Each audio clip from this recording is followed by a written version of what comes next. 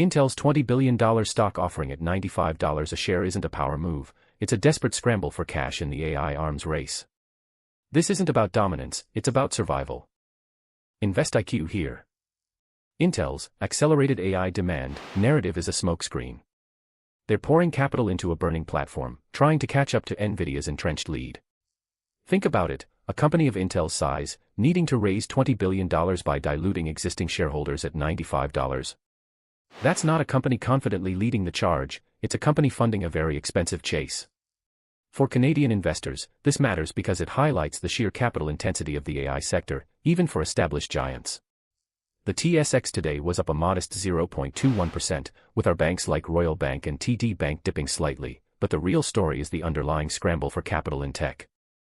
What does this mean for you? If you're holding Intel, or betting on them to close the gap with Nvidia, this move is a flashing red light.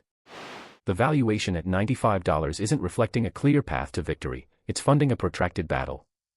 Bitcoin's modest 0.59% rise today, or Rocket Lab's 3.37% dip, are noise compared to the signal Intel is sending about the brutal competition in AI. Even Hims and Hers Health seeing a slight gain doesn't distract from the fact that capital is king, and Intel is begging for it. This isn't a growth financing, it's a lifeline. That's your InvestIQ market read. This is analysis, not financial advice.